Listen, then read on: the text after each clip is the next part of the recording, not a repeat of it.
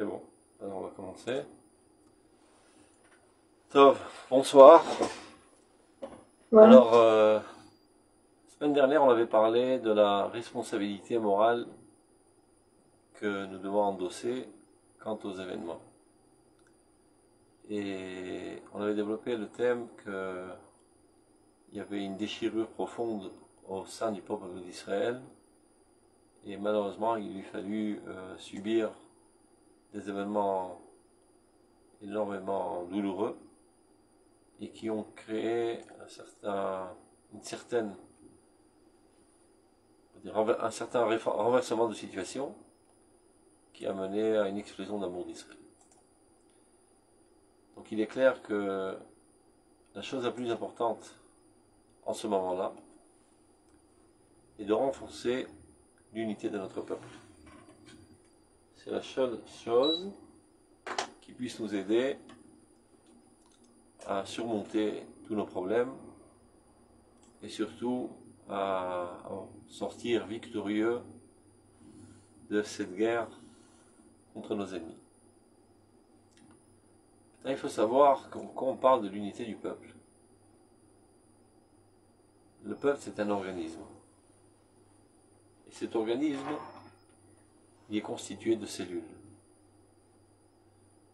Quelle est la cellule élémentaire à partir de laquelle finalement on arrive à la construction du peuple? C'est la cellule familiale. Chaque famille, chaque couple, ça commence par un couple, après des enfants qui naissent, réalise une cellule qui constitue finalement la nation entière. C'est pas par hasard qu'on dit Zahu Shrina Benehem.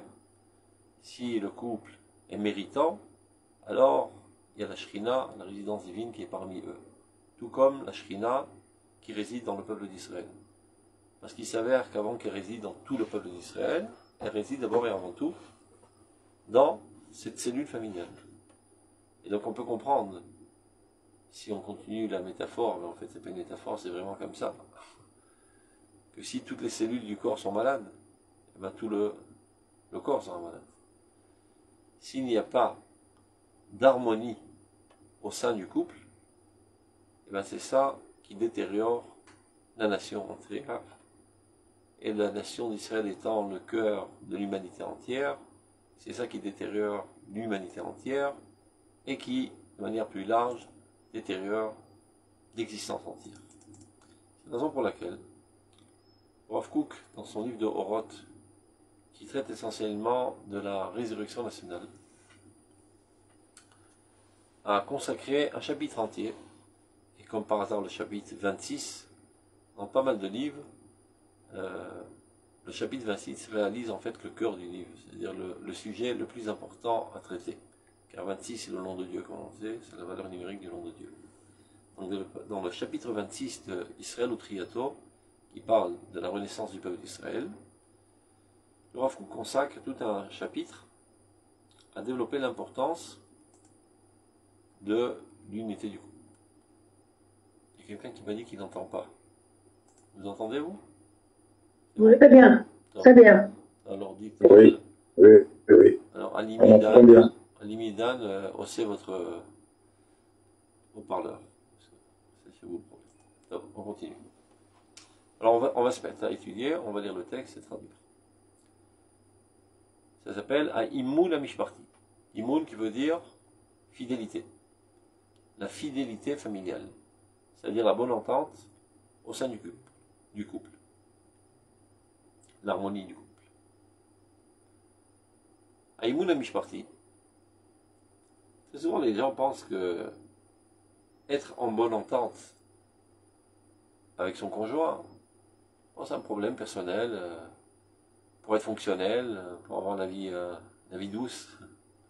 Ils ne comprennent pas qu'il y a en cela une responsabilité nationale, voire universelle. Et si les gens se hissaient à cette compréhension, eh bien ils investiraient bien plus d'efforts pour conserver cette harmonie, cette paix au sein du couple, qui n'est pas toujours évidente, vu qu'on vient d'horizons différents. Donc la plupart du temps, il y a un problème de communication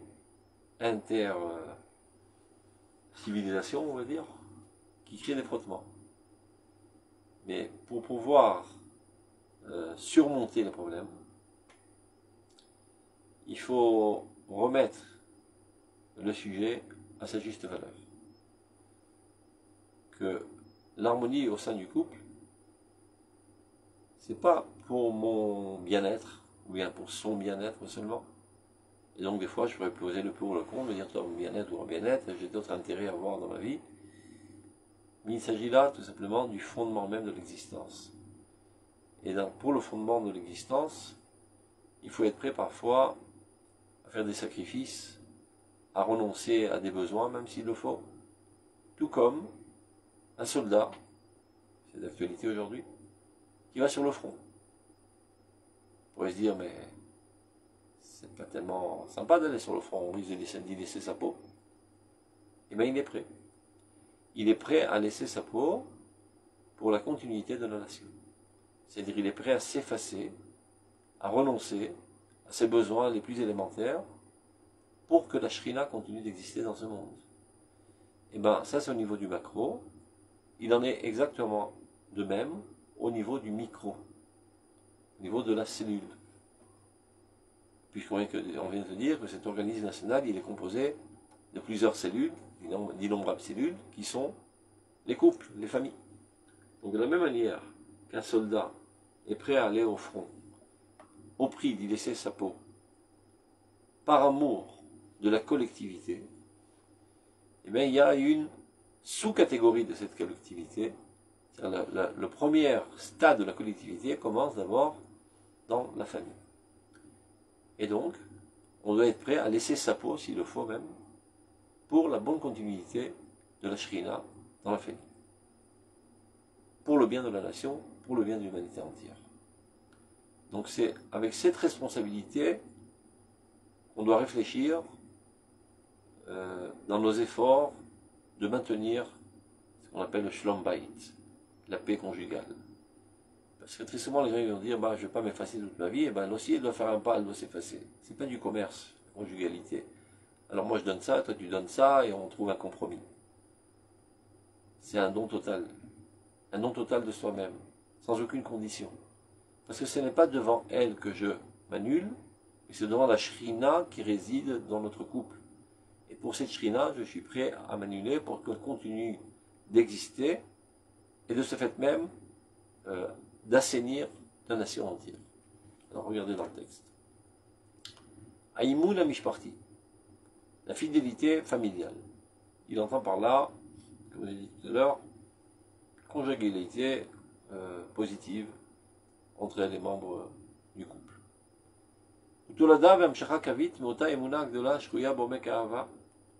C'est une continuité directe de la émouna grandiose envers Dieu, qui se trouve au plus profond de l'amour. Nous aimons Akadosh Baruch Hu, et Dieu nous aime. On est ma'aminim envers Akadosh Baruch Hu, et Dieu lui-même est ma'amin par le fait qu'il influe sa vie en nous, qu'il y a une relation de vie entre nous et Dieu, qui crée une certitude. Il n'y a que la émouna qui amène une certitude. Toute démonstration intellectuelle n'amène jamais à une certitude. Je vais juste enlever ce truc-là pour pas qu'il nous dérange. Voilà. Je ne vois plus là. Vous voyez le texte? C'est bon. C'est bon.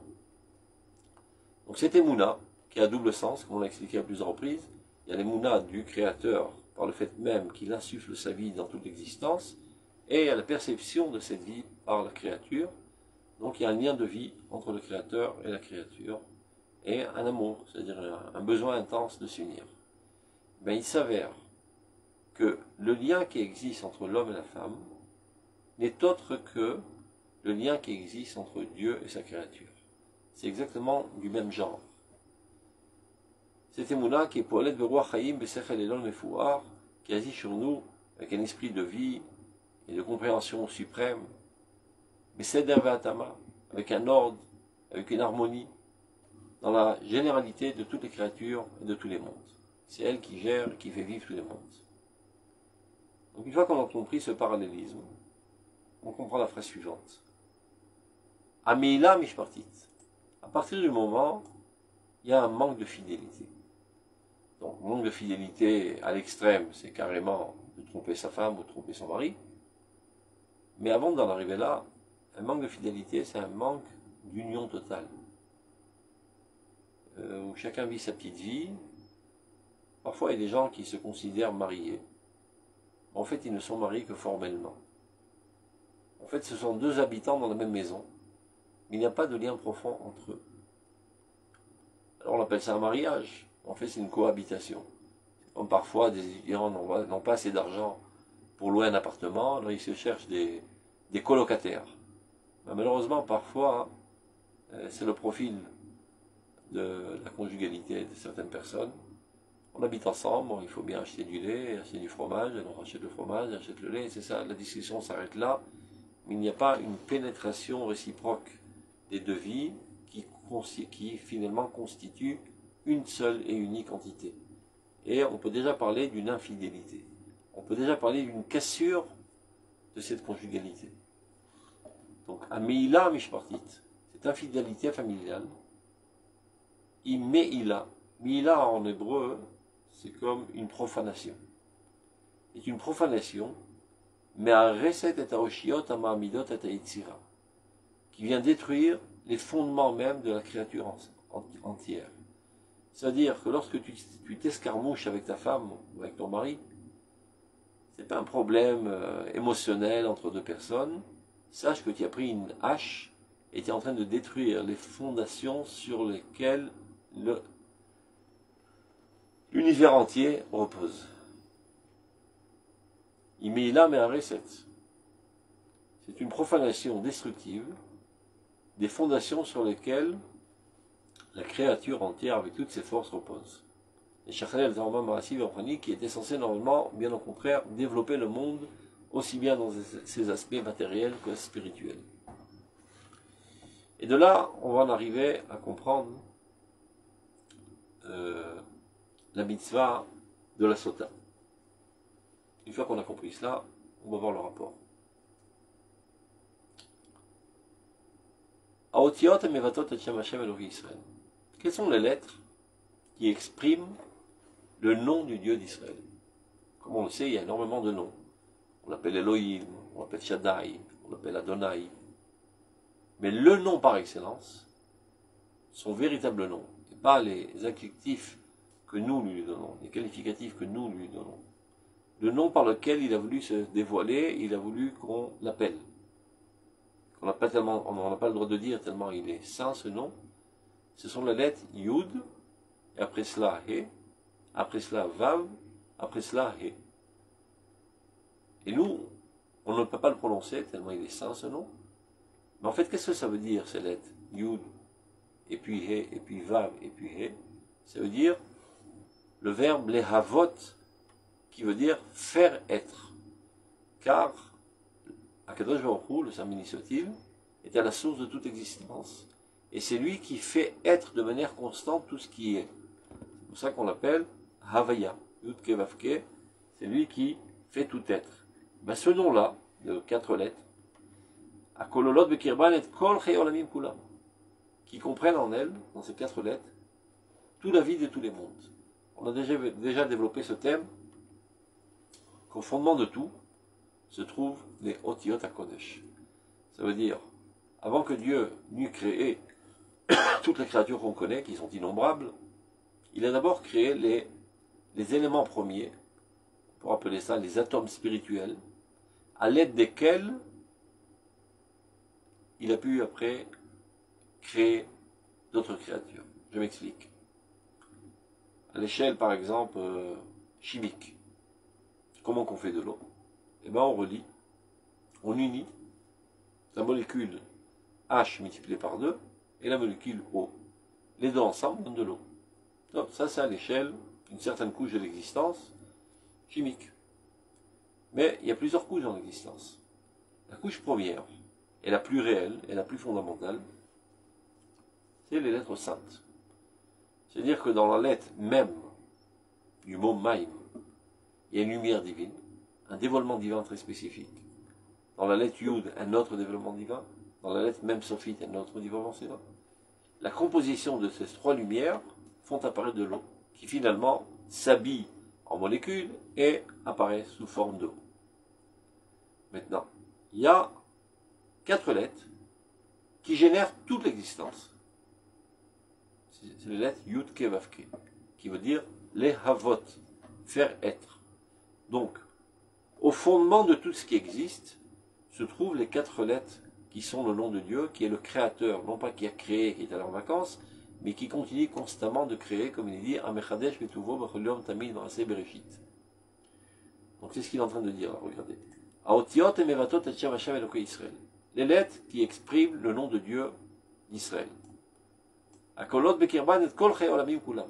Qui comprennent en elles, en fait, la vie de tous les mondes. Tout ce qui bouge est vivifié constamment par les vies divines qui courent en eux. Et cette vie divine, elle est, on va dire, véhiculée par 4 véhicules essentiels qui sont Yud, et après He, après Vav, après He.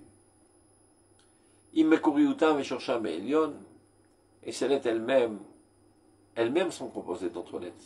Parce que le Yud, il est composé de Yud, Vav, Dalet, et le He, il est composé de He, Aleph, et le Vav de Vav, Aleph, Vav, et encore une fois le He de He, Aleph, et après le He du premier He, Aleph, il est lui aussi composé de He. Il y a une infinité de ramifications de ces lettres, et qui donne en fait naissance à toutes les créatures, selon les différentes compositions, on va dire, combinaisons des 4 lettres premières de l'existence. Donc, Immekuriutam, Shosham, Aelion, Imsidran, Vamoniutam, c'est ça qui parle avec l'ordre et l'harmonie qui est entre elles. Kololot Bekirban et Kol Aimun et Esoti.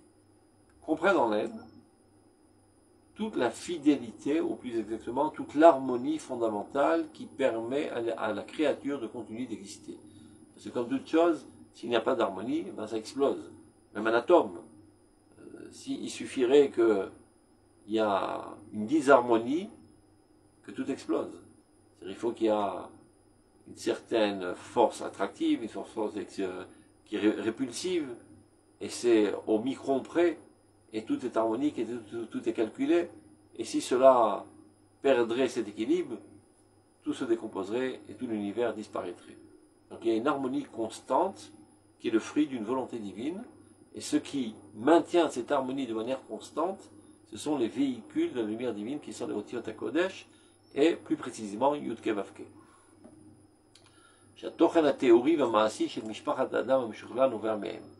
Donc il en découle que de cela, que le contenu, aussi bien au niveau théorique qu'au niveau de l'action, c'est-à-dire la rencontre corporelle de 2 personnes qui vivent ensemble,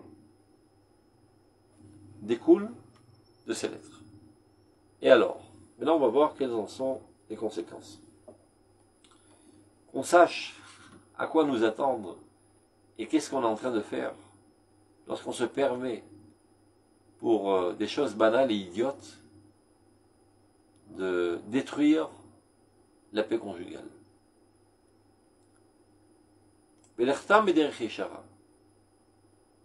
Lorsque le couple va dans le droit chemin, c'est-à-dire ils vivent en amitié, en fidélité, en amour intense, en compassion, en harmonie totale.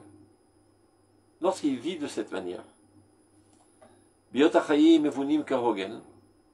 vie est construite de manière normale, convenable, betikun, ce qui engendre finalement des sentiments de fidélité, d'unité totale.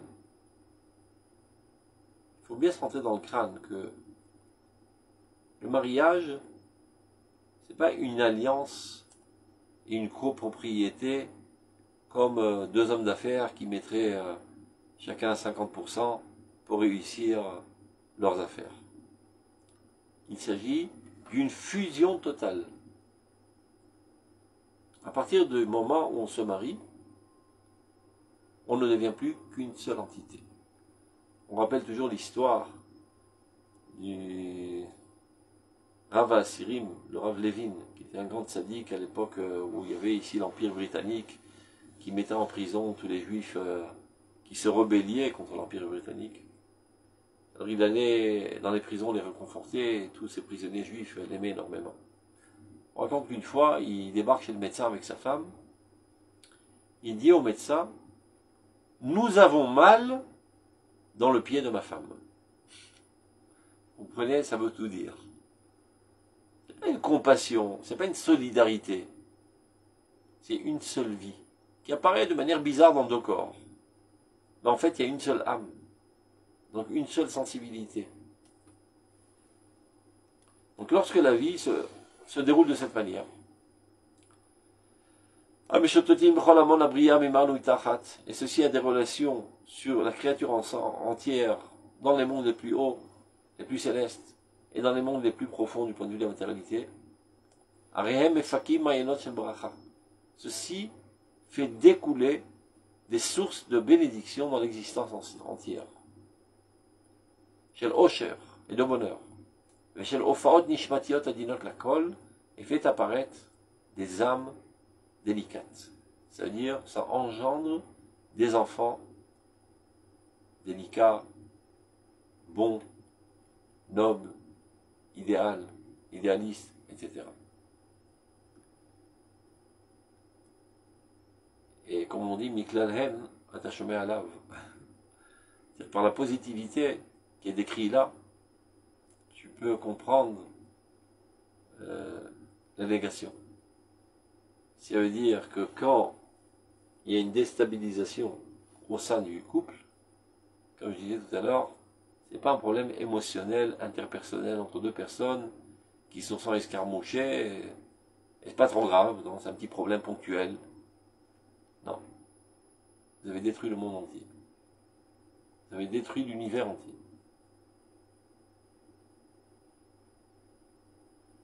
Donc, il y a Madame Animi qui écrit par le chat qu'elle n'entend pas. Donc, si quelqu'un peut l'aider, lui appeler au téléphone, moi je ne peux pas le faire en même temps. Animi Dan. Ah, c'est Monsieur Animi Dan qui habite au Herman. Eh bien, il faut juste hausser le son. Ah, j'ai compris. Tu dois hausser le son, c'est tout.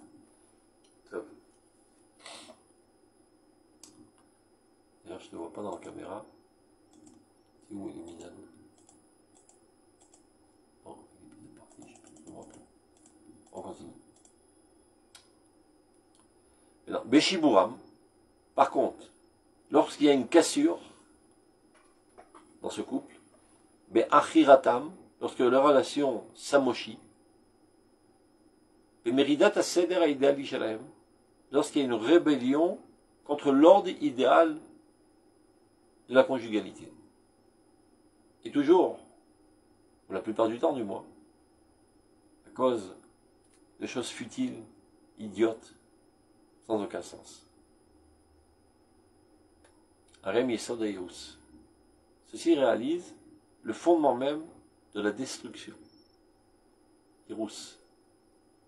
Eirus Olami. Il s'agit d'une destruction mondiale. Eirus Organi. De tout l'organisme, de tout ce qui vit. Eirus Amishparti. Ça détruit la famille proche, la famille lointaine. Eirus Anishmati. Ça détruit les âmes. Ça engendre des âmes déjà esquintées. Si on veut comprendre ça de manière la plus simple, même la plus rationnelle, sans entrer dans des considérations kabbalistiques comme c'est décrit ici. Un enfant qui est grandi dans une telle ambiance, où les parents n'arrêtent pas de s'escarmoucher jour et nuit, et il sait pas c'est quoi un couple. Il n'a jamais vu un véritable couple. Il a vu deux idiots se faire la guéguerre toute la vie.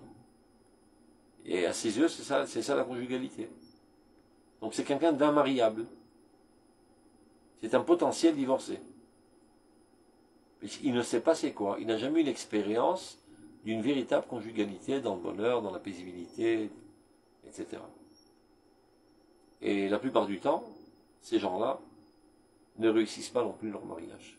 À moins qu'ils aient soit aller faire un tipoul, un remède psychologique pointu pour se dégager de tous les traumatismes qu'ils ont subis de manière consciente ou inconsciente suite à la bêtise de leurs parents. Donc c'est ça ce quand il dit Aïrous Amishparti. C'est une destruction familiale. Irous Nishmati. la destruction de l'âme que tu mets au monde. Achirat achayim ume'aratam. C'est d'amochir la vie et de le rendre malédiction au lieu qu'elle soit bénédiction. Donc, une fois qu'on a compris cela, et je reconclus vite fait pour ceux qui viennent de rentrer ou bien ceux qui ont mal capté, considérons tout le peuple d'Israël comme un seul corps, et ce corps est constitué de cellules. Quelles sont les cellules de ce corps national? La famille. Donc il est clair que si toutes les cellules, ou une partie des cellules, sont malades, ben tout le corps sera malade, et ça détruit tout le peuple d'Israël.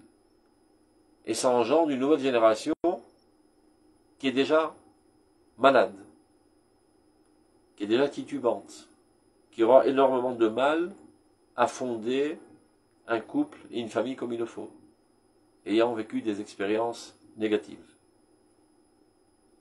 Donc, achirat achayim ume'aratam. Ça amochit la vie, et ça les maudit, ça maudit la vie au lieu de bénir la vie.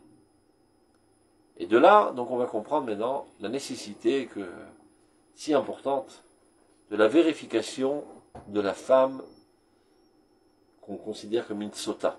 Sota, c'est une femme qui aurait peut-être trompé son mari. Du moins, son mari est jaloux. Il lui dit, voilà, j'ai pas envie de te voir discuter avec ce bonhomme. Elle fait fi de ses dires, elle parle avec lui, et même elle s'isole avec lui. Il y a des témoins qui l'ont vu, je sais pas, parler dans un petit coin avec lui. Alors, il devient rouge de colère, il est jaloux, il est persuadé qu'elle a trompé. Qu'est-ce que préconise la Torah? On l'apporte au Beth Amikdash, et là-bas au Beth Amikdash, on écrit sur un parchemin le nom de Dieu, Yud Ke Vav Ke, ces sacrées lettres qui sont à l'origine de toute l'existence. On efface ces lettres dans de l'eau, et on lui fait boire cette eau. Et alors, si véritablement elle a trompé, alors ses entrailles explosent, et pas seulement elle, l'amant aussi qui pourrait se trouver à l'autre extrémité du globe terrestre, au même moment, lui aussi explose. Si par contre, on a douté d'elle à tort, et que c'était une femme fidèle, eh bien au contraire, elle sera bénie. Et si jusqu'à présent, elle était stérile, eh bien elle aura des enfants. Non, ce qui nous reste à comprendre, pourquoi effacer le nom de Dieu, qui est à l'origine de toute l'existence, pour réconcilier deux personnes? Après tout ce qu'on vient d'expliquer, c'est clair. Parce qu'il ne s'agit pas d'un problème ponctuel, émotionnel entre deux personnes, il s'agit du fondement de l'existence même. Donc il y a une nécessité, on va dire cosmique, de remettre en place cette fidélité conjugale, afin qu'elle réalise un fondement solide sur lequel le monde puisse se développer comme il le faut. C'est ce qu'il explique, regardez. Bedikat yeme sota. Le fait qu'on doit vérifier la femme avec l'eau de la sota. En parachat Naso. Mimekor achaim ha'elonim milekucha. Ceci est pris de la source de la vie la plus suprême. Akadosh Baruch Hu, qui est la source de toute vie. Mikol oshra ou berkata shel Torah. De tout le bonheur et de la bénédiction de la Torah. Asher derachea dachenom. À propos de la Torah, on dit, ces chemins sont des chemins agréables. On pourrait penser, oh, c'est vachement cruel cette histoire-là, de lui faire exploser les entrailles. C'est quoi ces habitudes un petit peu primitives? Non, c'est bien le contraire. Ce qu'on essaye, c'est de reconstruire cette conjugalité qui a été détériorée. Donc ça vient d'une source de bonheur, une source de bracha de la Torah, qui est qualifiée de derachea dachenoam. Ces chemins sont des chemins d'agrément. V'chol netivotei shalom. Et tous ces sentiers sont remplis de paix. Maintenant, il va nous parler des répercussions extra-conjugales lorsque la conjugalité se déroule comme il le faut. Olam olech vetoe benetivotav. Le monde entier est en perdition totale. Il se recherche. Toute la civilisation actuelle est en quête constante de vérité, de bonheur, de satisfaction, de plaisir. Elle se recherche. Mais elle va un petit peu en perdition, ou beaucoup en perdition.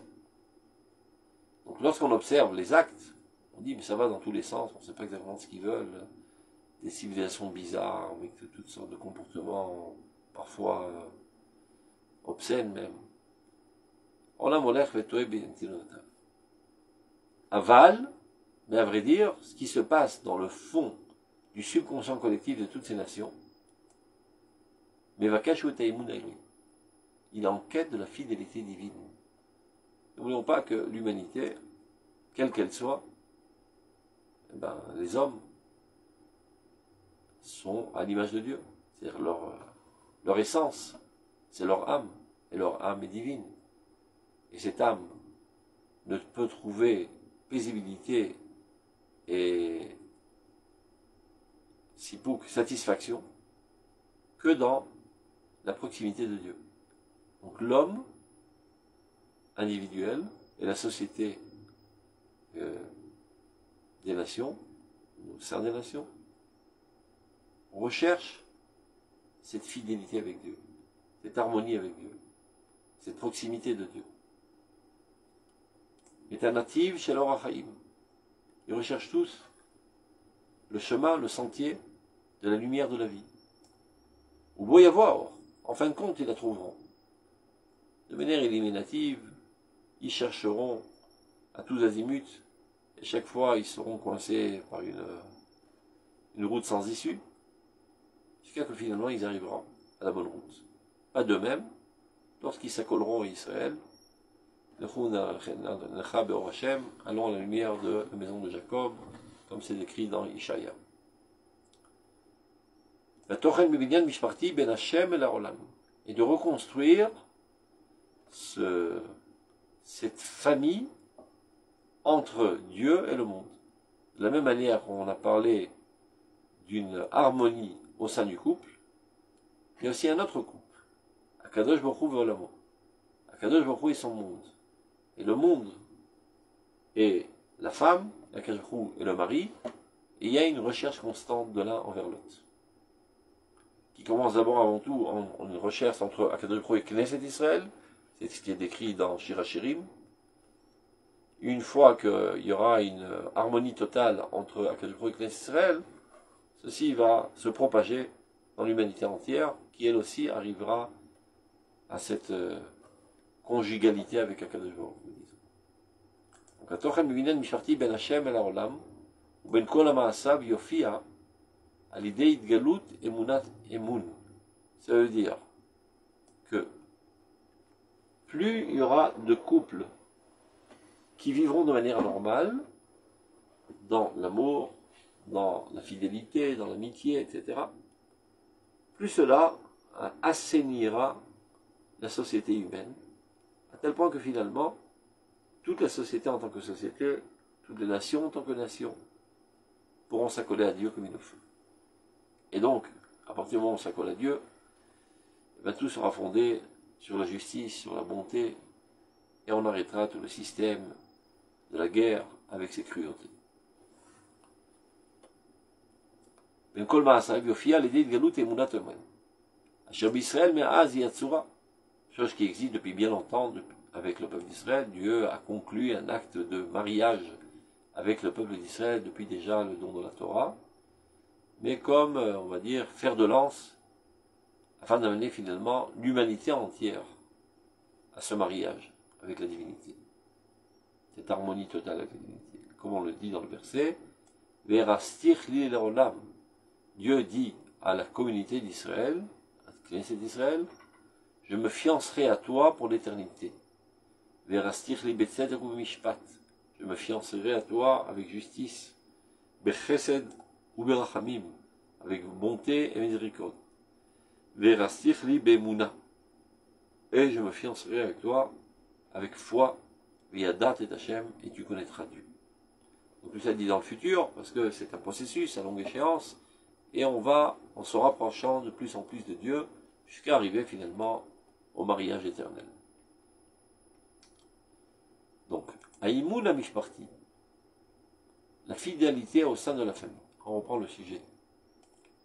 Beibanuto, lorsqu'il est bien construit, ou Bishiklulo, est bien développé, bien sophistiqué, Yesov Ya'avor et Kolgulav, va sortir de ses frontières, Veimsa et Mishkalo Anachon, Bechol Arachim Eichusim. C'est-à-dire, ça va se propager et unir toutes les valeurs qui sont reliées les unes avec les autres. Il va faire le détail. Ça veut dire, quand il y a un amour foudroyant au sein du couple, il y a tellement d'amour que ça gicle sur tous les côtés comme un volcan. Et l'amour se propage dans l'entourage le plus proche. Et en cercle circonférent, ça va en se propageant dans l'univers entier.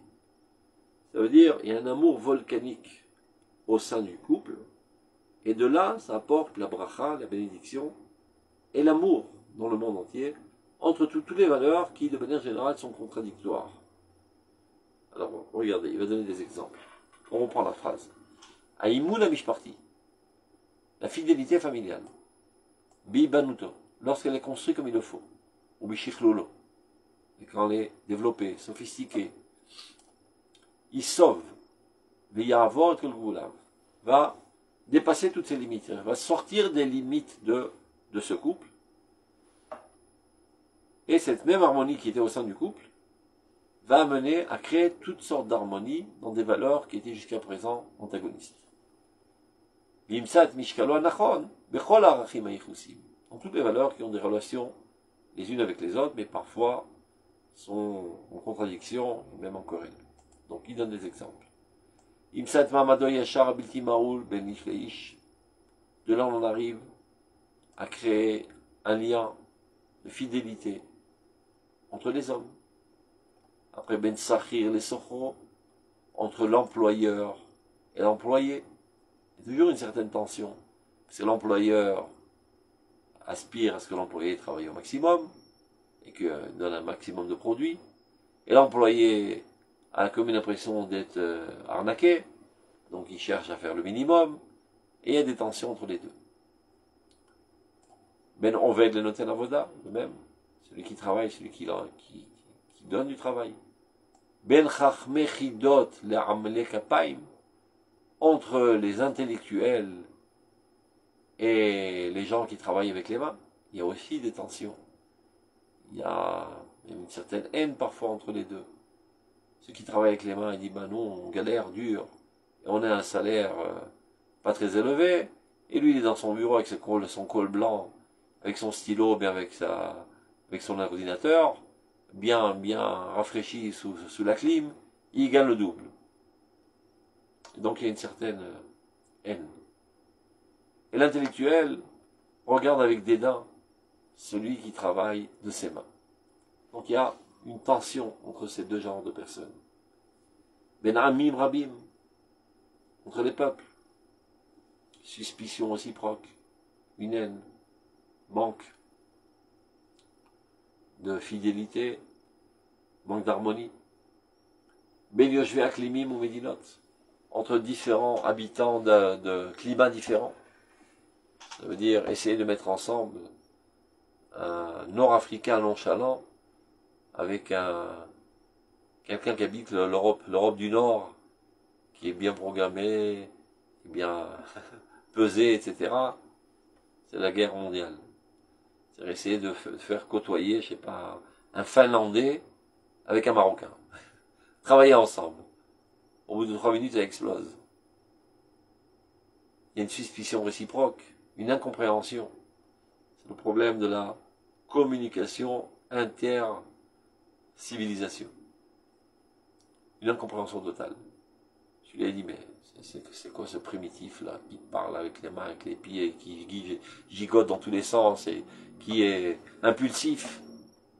Et l'autre il le regarde, mais c'est quoi ce bout de c'est pas un homme ça. C'est un bout de ferraille, je sais pas. C'est un robot. Il n'a pas de sentiment, il travaille comme ça. sans jeter un regard, sans amour, sans expression, incompréhension totale.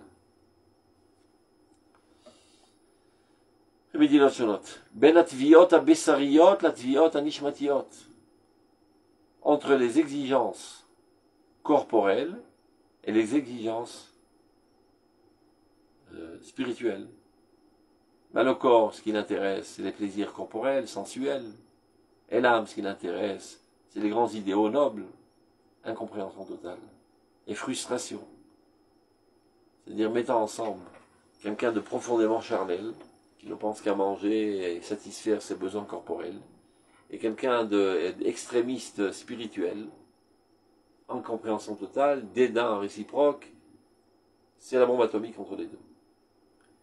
Pas seulement deux personnes comme ça, au sein même de la personnalité, on a des tendances spirituelles, et on a des besoins matériels. Et lorsqu'on se laisse aller à nos besoins matériels, alors notre dimension spirituelle se sent frustrée et dégoûtée de ses comportements. Et lorsqu'on se laisse aller seulement à nos tendances spirituelles, alors notre corporalité se sent opprimée, et donc ça crée des tensions au sein même de la même personnalité. Ben Adam ou Ben Koleitsour, entre l'homme et toute la créature, qui parfois vit un certain égoïsme, un certain égocentrisme, et ne veut pas s'intéresser à ce qui se passe autour, déconnexion totale. Ben Chaye Sha'al et Chaye Olam, entre la vie éphémère et la vie éternelle. Ben Akol et Akol, entre tout et tout. Et Kitsour, pour résumer, tout ce monde est déchiré. Et chacun tiraille de son côté. Comment racoler? Comment souder? Par quoi commencer? C'est pas moi qui va faire le shalom entre la Russie et l'Amérique. C'est pas moi qui va faire le shalom maintenant entre la Russie et l'Ukraine. Je suis pas un diplomate, je suis pas un politicien, etc. À mon niveau, à moi. C'est pas moi qui va faire le shalom entre les syndicats des travailleurs et les employeurs, et etc. À mon niveau, à moi, comment je fais tout cela? J'aime ma femme. Tout simplement. De manière inconditionnelle. Union totale. Il n'y a plus chacun son petit coin personnel. Transparence totale. Une seule vocation. Un seul objectif. Une seule entité. Fusion totale, on n'est plus deux, on est un. Un qui apparaît sous forme de deux corps, on est un. Quand je m'adonne à ce projet qui dure une vie entière, c'est en cela que je guéris les maux et tous les maux de l'existence entière. C'est en cela qu'il faut investir la majorité de nos efforts. Shalom Bayit.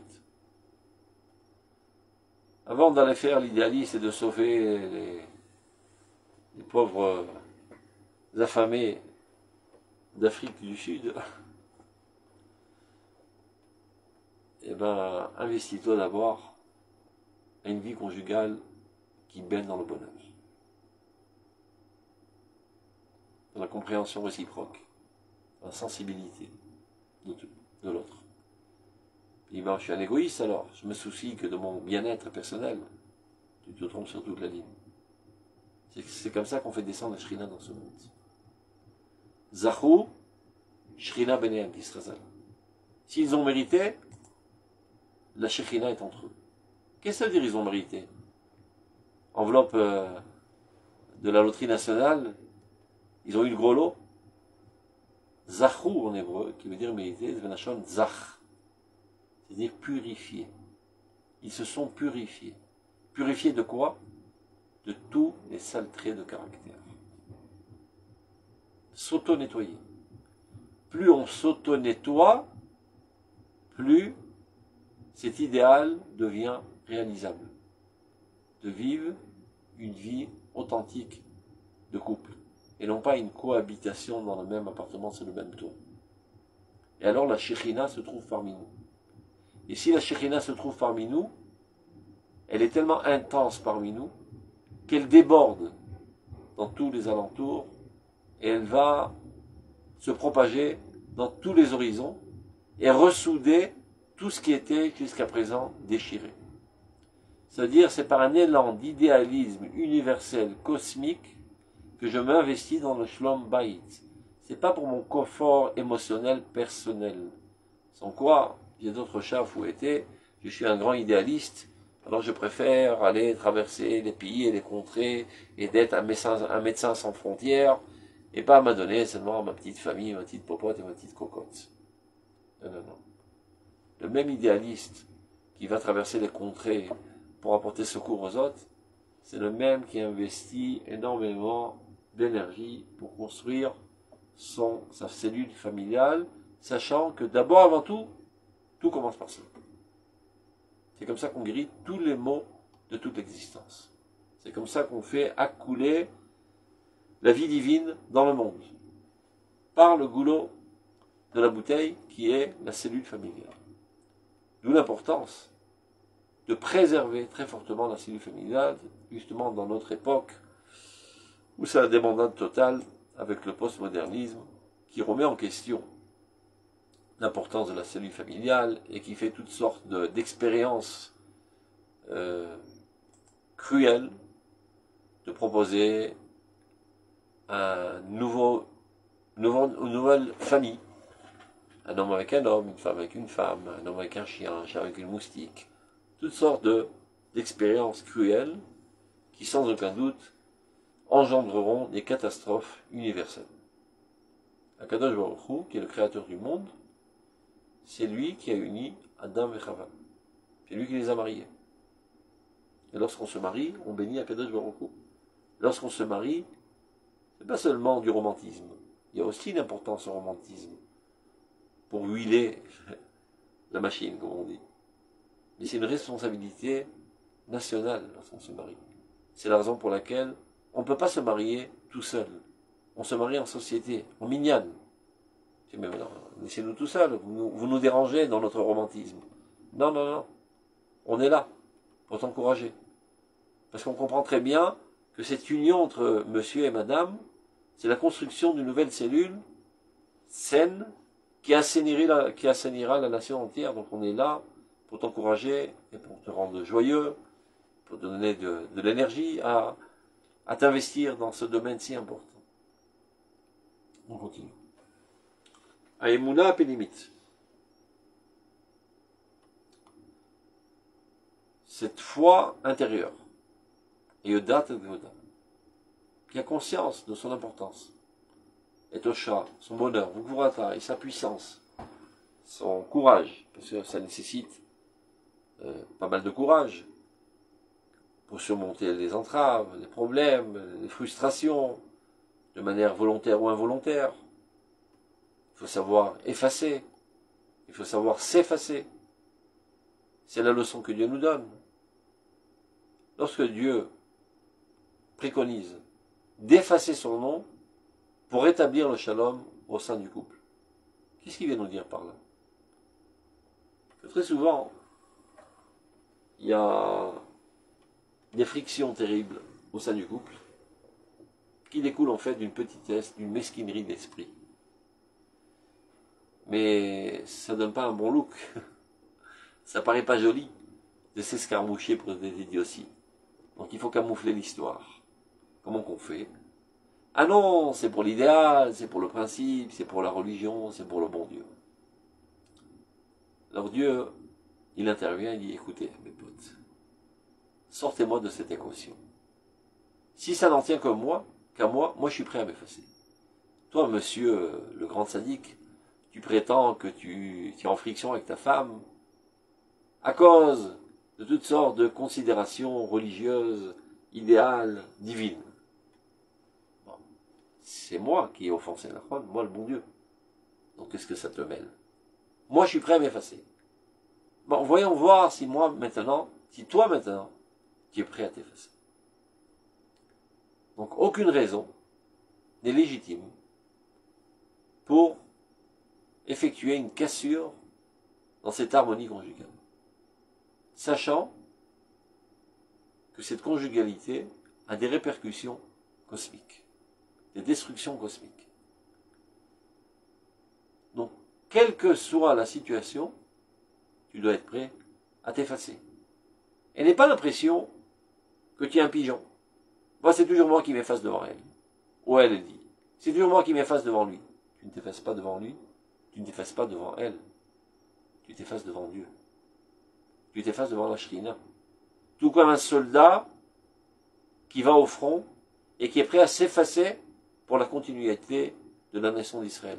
Pour que la Shrina continue de résider dans ce monde. Et lorsqu'il s'efface, il n'est pas amoindri, mais il est grandi. Il s'élève au plus haut niveau. Unikra Kadosh. Pourtant, il a disparu, il n'est plus là, il est mort. Tu penses qu'il est mort. Il est bien plus vivant que toi, qui est un mort vivant. Il a uni sa vie avec l'âme d'Israël. Il a effacé sa dimension individuelle, qui est en fait une pseudo-dimension qui n'existe pas, pour laisser apparaître sa véritable dimension collective, nationale, éternelle. Ça, c'est au niveau du macro. Il en est exactement de même au niveau du micro. Lorsque je m'efface pour que la conjugalité continue dans le bonheur, dans l'amitié, je m'efface pour la continuité de la Shrina. Je m'efface pour la continuité des générations à venir. Pour mettre au monde des âmes saines qui construiront le peuple d'Israël de plus belle. Qui seront eux aussi à leur tour construire des cellules familiales dans le bonheur et dans l'atmosphère harmonique, etc., etc. C'est ça que je vois. Je vois des horizons lointains. Alors c'est pas pour une petite bêtise passagère que je vais tout foutre en l'air. Je me calme, calmons nos émotions, remettons la cervelle dans le crâne, réfléchissons. Rien ne vaut cette destruction. Rien de rien de rien. Quoi qu'il arrive. Donc, Emouna pélimite. Cette Emouna intérieure. Ayodat et Voda. Qui sait pertinemment son importance, la fierté divine qui apparaît en elle. Et Oshra, son bonheur. Ou Gvurata, qui nécessite énormément de courage et de savoir se surmonter ses faiblesses. Gvura. Medushen et Oneg Pnimi. Mais elle est constamment alimentée de délices intérieures. Ça veut dire, ne crois pas qu'en t'effaçant, tu vas en ressortir frustré et attristé. Au contraire, tu vas ressentir une satisfaction intense d'avoir permis à la divinité de continuer d'être dans cette cellule et de la même se propager dans le corps national israélien, le corps de l'humanité et le corps de l'existence entière. Donc, il y a une compensation bien plus grande que cette pseudo-frustration fondée sur un détail insignifiant.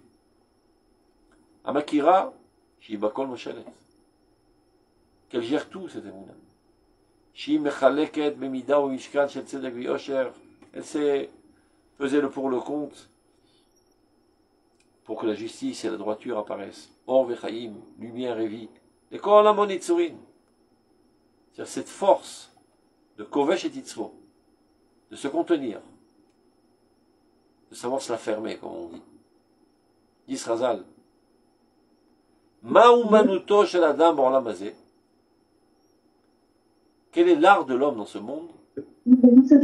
Yassim et atzmo ilem. Qu'est-ce que doit faire l'homme pour réussir dans sa vie? Il doit être capable de faire le muet. D'être muet, vous m'entendez, c'est bon? Non, parce que j'ai effacé des micros qui faisaient du bruit. Non. De faire le muet, c'est pas une faiblesse. Bolem et piv veshat meriva, dit Srazal. Celui qui est capable de mettre la main devant sa bouche quand il y a des disputes. Tu t'esquives en douce, laisse passer la vague. C'est pas une faiblesse, c'est une force de caractère. Qu'est-ce qui me motive à le faire? Une vision lointaine. Je ne suis pas accaparé par l'événement ponctuel. je comprends quelles en sont les répercussions universelles. Ceux que nous avons développés la semaine dernière, Achayut Amusarit Kosmit, la responsabilité morale cosmique de tous nos comportements. Et là, quand il s'agit, à plus forte raison, de la cellule essentielle, fondamentale, qui, elle, finalement, réalise l'univers entier. Donc, Or Vechaim. Cette Gvura rajoute de la lumière et de la vie. Lechol Amon Itzurim Le'en Tachlit. À des millions et des millions de créatures, de manière infinie. Al-Biseder Ve'erech Shel Yichusim Ne'emanim, et qui va recréer des relations fidèles dans énormément de secteurs qui étaient déchirés. Il y avait une animosité très très rude jusqu'à Simchat Torah au sein du peuple d'Israël, des déchirures. Donc, Dieu est intervenu de manière virulente et Baruch Hashem, on a guéri. Mais soyons sous nos gardes, ça peut toujours exploser à nouveau. Comment renforcer l'unité du peuple? Ça commence avant tout dans l'unité du couple. Évidemment, je dois écrire et convaincre les autres, etc. Ça, c'est une action dévoilée, rationnelle. Mais une action secrète, sgoulit, en m'investissant davantage dans l'unité du couple, dans l'amour, dans la fidélité, dans la compréhension, etc. Touchim beruach shalom ve'emet, qui tous ces différents facteurs qui sont en antagonisme, grâce à mon investissement, ça va reconstruire un esprit de paix, de vérité, emunat olamim zu. Et cette emuna, c'est-à-dire cette capacité de faire couler, on va dire, la divinité dans tous les mondes, grâce à cette union totale. Tiet Tiferet Hakol, c'est elle qui amènera la splendeur divine dans tout. Ater et Tiferet Be'ad Hashem. C'est ça qui va couronner de splendeur divine toute l'existence. Et chez Traïl, Ater et Bala, une femme digne, une femme douée, une femme comme il le faut, est la couronne de son mari. Et le mari aussi doit être la couronne de sa femme.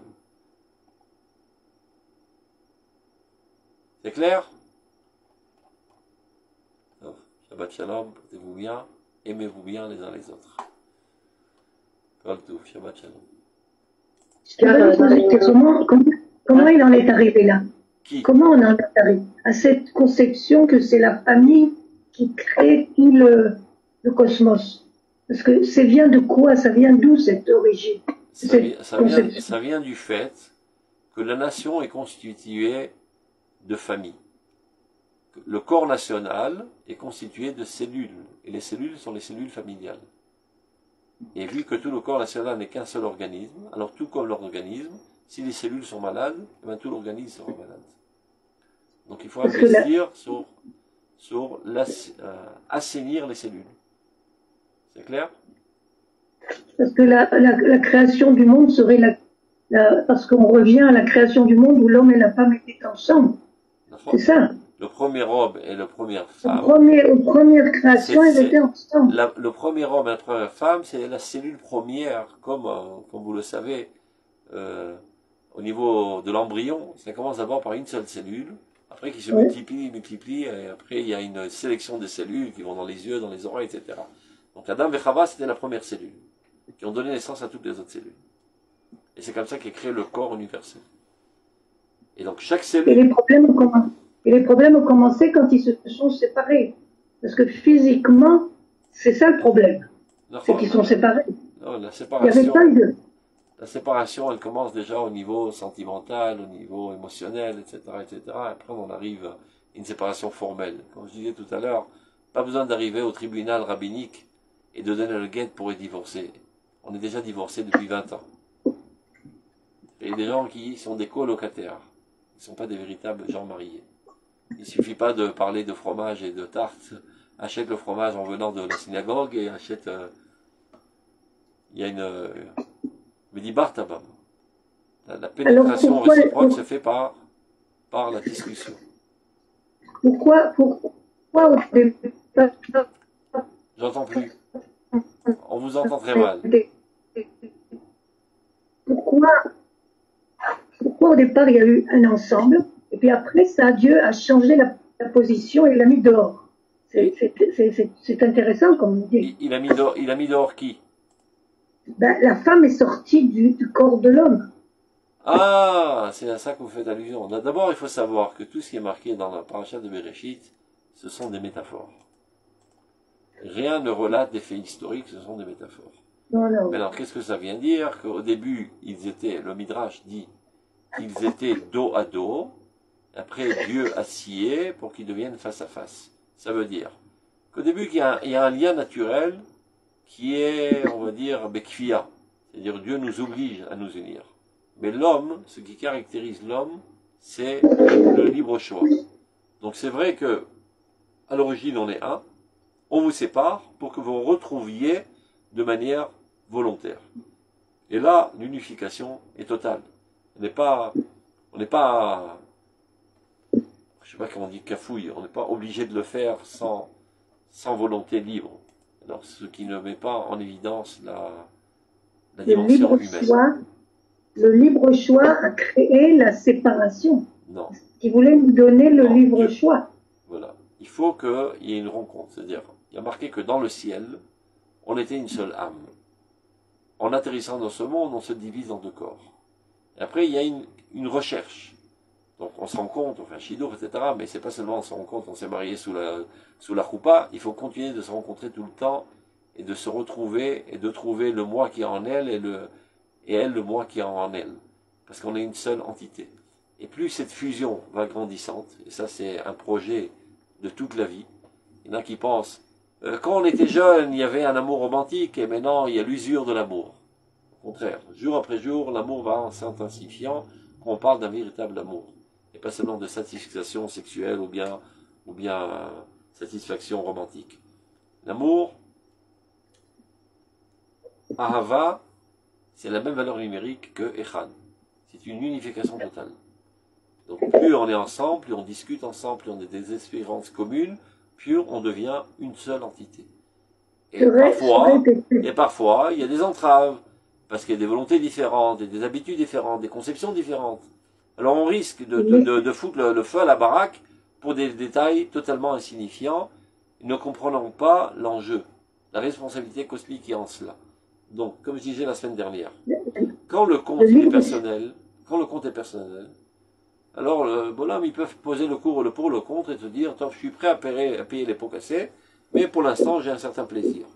Quand le compte, il est universel, et que tu sais que, en déviant de la morale, ça a des répercussions catastrophiques sur le peuple d'Israël qui peut amener à, je sais pas, des centaines de morts et des soldats qui tombent sur le combat à cause de toi, alors, tu te remets en question, est-ce que ça vaut le coup de m'entêter pour un détail insignifiant si c'est le prix à payer? Là, on parle aussi au niveau de la conjugalité. Est-ce que je dois m'attacher aux petits principes pour satisfaction, pour confort ou pour habitude, et de foutre le feu à la baraque? Mais c'est pas ma baraque que je fous le feu, c'est la baraque universelle. Sauf calmons-nous, mettons de côté ces idioties et endossons notre responsabilité universelle. C'est ça ce que je veux dire. Le libre choix est venu en même temps que cette séparation. La séparation est nécessaire pour mettre en évidence avoir le libre choix de choisir notre compagne. Voilà, de choisir notre compagne et de choisir notre unité constante. Et c'était nécessaire. On ne pouvait pas être ensemble parce que... On ne vous entend pas, il y a des coupures dans l'internet, mais on s'est bien compris les uns les autres. Donc on va arrêter là. Portez-vous bien. Shabbat Shalom. Merci beaucoup. Kol Tov. On